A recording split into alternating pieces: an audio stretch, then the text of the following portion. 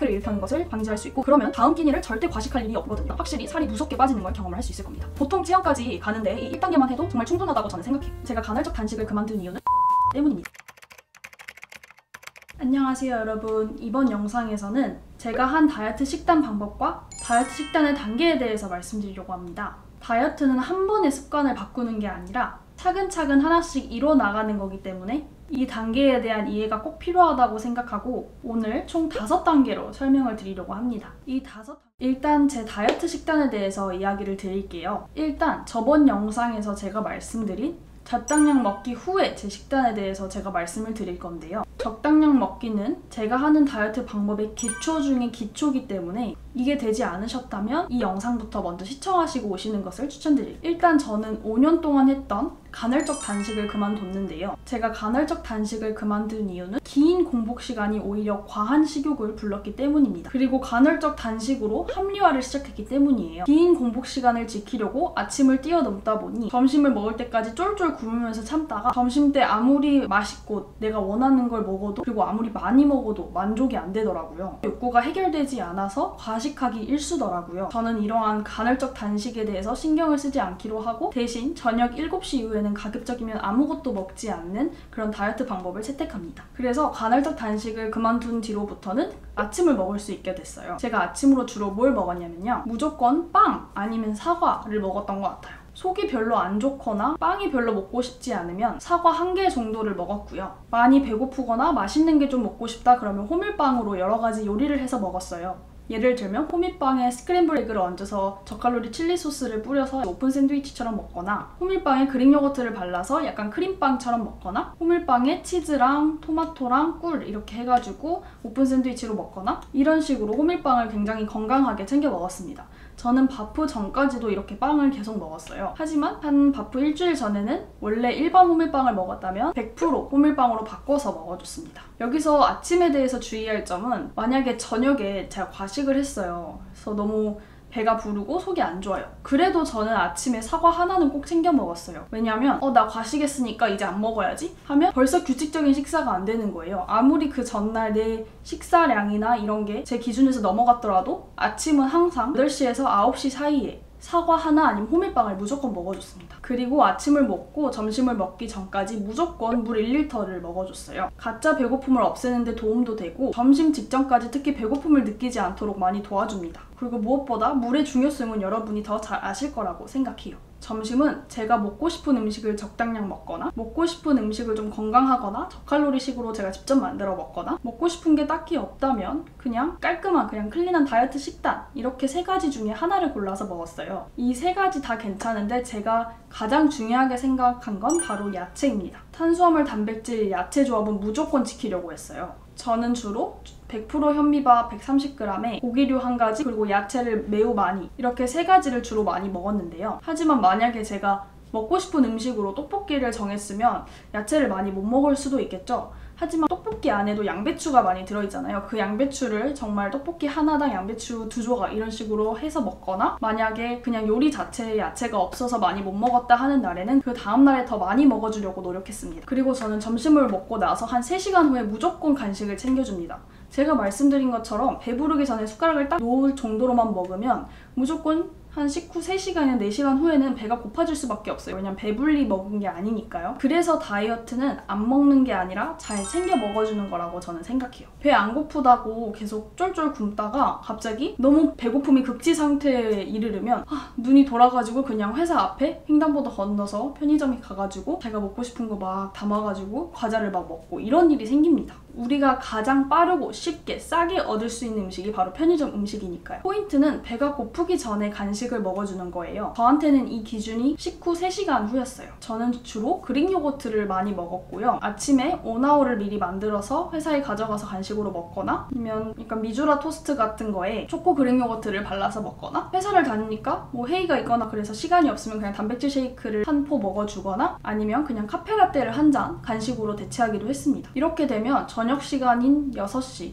7시가 돼도 배가 많이 고프지 않고 달달한 거에 대한 욕구도 풀려서 식욕을 안정화하기가 2배 정도는 쉬워지는 것 같아요. 저녁을 5시에서 7시 사이에 먹어줬어요. 저녁은 먹고 싶은 게 있더라도 최대한 안 먹으려고 노력했습니다. 왜냐면 먹고 싶은 게 있으면 다음날 점심이나 아침에 먹어도 되니까요. 저녁도 굉장히 제일 많이 먹은 식단이 현미밥, 고기류 한 가지, 그리고 야채 듬뿍 해서 이렇게 먹었는데요. 그 중에서도 제가 제일 많이 먹은 조합을 설명을 드리자면 현미밥 130g에 목살 한 덩이, 그리고 상추, 아니면 오리고기에 현미밥, 그리고 제가 직접 만드는 저칼로리 양배추 피클이 있어요. 그걸 3개 해서 이렇게 먹어주었습니다. 그리고 고구마나 바나나 1개, 토마토 6알, 닭가슴살이나 아니면 계란 2개 이런 식으로 해서 조합을 해서 먹기도 했는데요. 이렇게 먹은 날은 운동하고 나서 배가 정말 많이 고파요. 그래서 저녁에는 만약에 이렇게까지 가볍게 먹었다면 아침에는 무조건 빵을 먹어줬습니다. 그리고 저녁 7시 이후에도 먹어도 되는 유일한 음식이 바로 단백질 쉐이크인데요. 이 단백질 쉐이크도 저는 웨이트 한 날에만 먹어줬습니다. 그리고 한 저녁 8시나 9시 운동이 끝날 때쯤에 먹는 만큼 저는 탄수화물이 아예 함유되지 않는 단백질 쉐이크를 먹었어요. 저는 단백질 쉐이크에 유당이나 이런 게 포함이 돼 있으면 배가 아프고 얼굴에도 뭐가 나서 단백질 쉐이크를 되게 꼼꼼하게 보는데 탄수화물이 없는데도 굉장히 달고 맛있는 그런 단백질 쉐이크였어요. 그리고 저 같은 경우에는 운동이 끝나고 집에 오면 갑자기 배고픔이 막 올라와서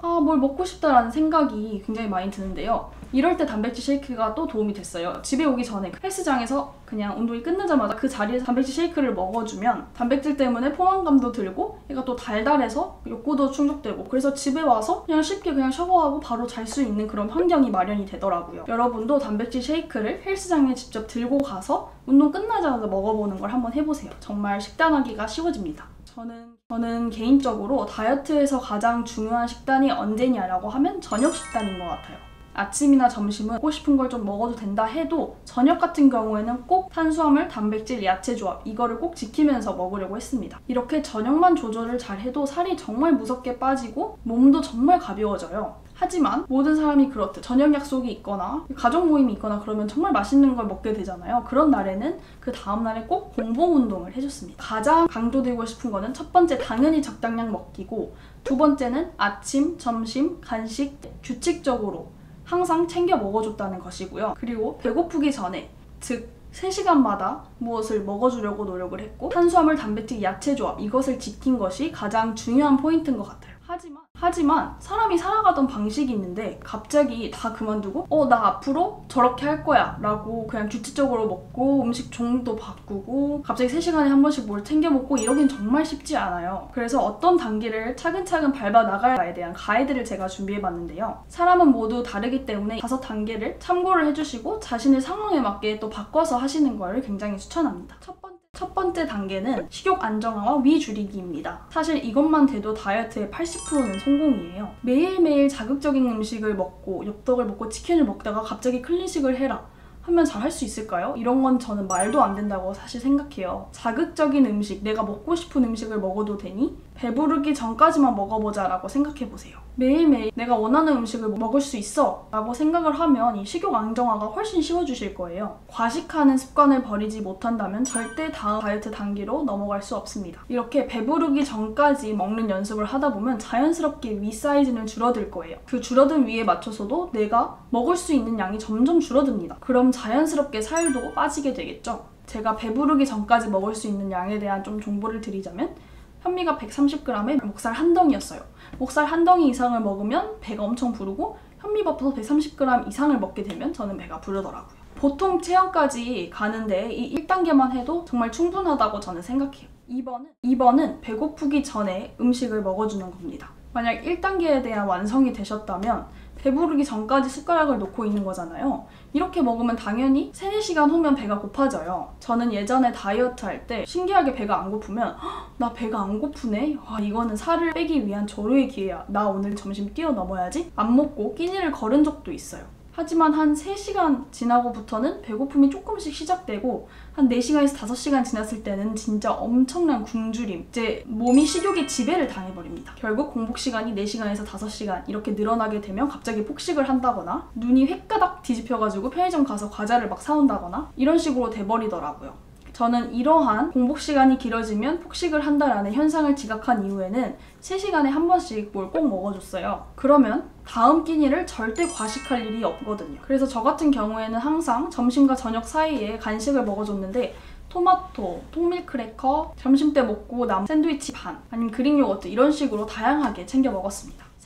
3번은 음식의 종류를 바꾸는 겁니다. 여러분이 좋아하는 음식 한 가지씩은 있잖아요. 뭐 짜장면, 떡볶이 이런 음식을 건강한 방법으로 아니면 저칼로리로 한번 만들어 보세요.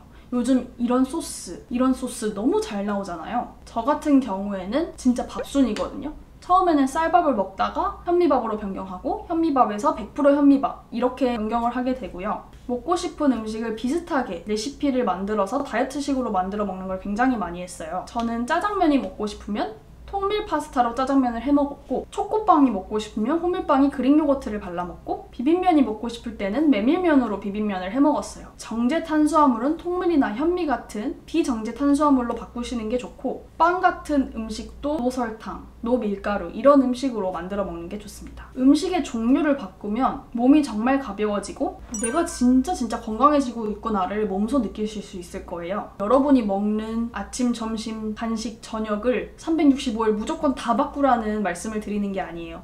저 같은 경우에도 엽떡을 굉장히 좋아하는데 엽떡을 다이어트식으로 만들어 먹었을 때는 한 50%도 만족이 안 되더라고요. 이런 음식 같은 경우에는 그냥 엽떡을 적당량 먹어줍니다. 즉, 먹고 싶은 음식을 다이어트식으로 해서 만족이 된다면 다이어트식으로 드시면 되는데, 만약 만족이 안 되신다면 그렇게 해 드시면 안 됩니다. 중요한 건 음식의 종류를 바꿔도 내 자신이 그걸 맛있게 먹을 수 있어야 된다는 거예요. 4번은 탄수화물, 단백질, 야채 조합 챙기기입니다. 주로 사람들이 많이 탄단지를 강조를 하게 되는데 저 같은 경우에는 지방은 고기나 올리브유, 요리를 하면서 조금씩 쓰기 때문에 지방의 양은 항상 채워지는 것 같더라고요. 그래서 저는 탄단 야채 조합을 강조를 하는데요. 저는 이 중에서도 야채를 가장 강조드리고 싶어요. 야채는 포만감을 줄 뿐만 아니라 식이섬유도 많이 포함되어 있고 산화를 예방하거나 변비를 해결해 줄 수 있거나 이러한 굉장히 다양한 효능도 줘요. 또 식사를 할 때 그 야채를 제일 먼저 먹게 되면 이 음식이 천천히 소화되기 때문에 뒤에 들어가는 탄수화물이 혈당 스파이크를 일으키는 것을 방지할 수 있고 음식도 굉장히 천천히 같이 소화되게 됩니다. 제가 가장 많이 먹은 탄단 야채 조합은 목살, 현미밥, 상추였어요. 그 외에도 야채를 많이 먹기 위해 다양한 노력을 했는데, 예를 들면 저는 피클을 굉장히 좋아해요. 그래서 그 피클을 양배추로 만들어서 저칼로리로 해가지고 양배추를 듬뿍 만들어 놓고 피자나 치킨 이런 무거운 음식을 먹을 때마다 같이 듬뿍 꺼내놓고 많이 먹었어요. 5번은 저녁 7시 이후로 아무것도 먹지 않기, 그리고 11시 전에 취침하기입니다. 개인적으로는 이게 굉장히 어려운 품목이라고 생각을 합니다.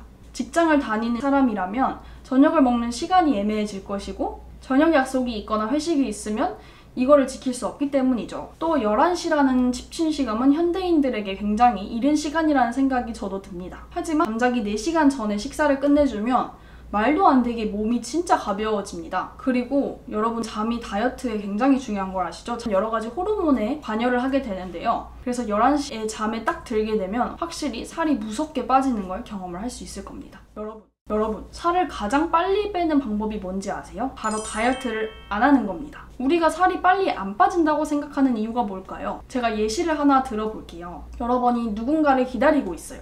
그 기다리는 사람이 1시간, 2시간 계속 늦는 거예요. 근데 그 시간에 계속 시계를 보면서 이 사람 왜 와나? 라고 하는 거랑 뭐야 이 사람 안 오네? 하면서 책을 읽거나 유튜브를 보는 거랑 어떤 것이 더 시간이 빨리 갈까요? 당연히 유튜브나 책을 본 사람의 시간이 더 빠르게 흘러가겠죠. 다이어트에 온 신경을 쏟고 매일 몸무게를 재면서 나 왜 살 안 빠지지? 이렇게 생각하면 그 사람을 기다릴 때 그냥 시계만 봤던 것처럼 시간이 정말 느리게 갈 거예요. 그리고 살이 상대적으로 진짜 안 빠진다라고 느껴지겠죠. 제가 방금 말씀드린 다이어트 단계 5단계에서 지켜야 할 것들을 막연히 지키되 몸무게를 매일 재지 않고 다이어트에 신경을 조금 덜 쓰시는 거를 정말 추천드려요. 저는 실제로 바프를 준비할 때도 몸무게랑 인바디를 한 달에 한 번만 측정했어요. 그래서 그런지 정체기가 있는지도 전혀 몰랐고요. 그냥 제가 지켜야 할 것들을 막연히 지키고 있었더니 체지방률이 20% 아래, 18% 아래까지 쉽게 내려가더라고요. 이런 의미에서 다이어트에 진짜 중요한 게 스트레스 관리입니다.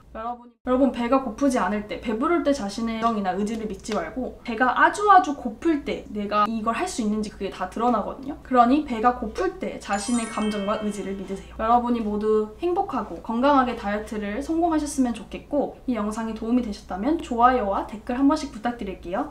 안녕.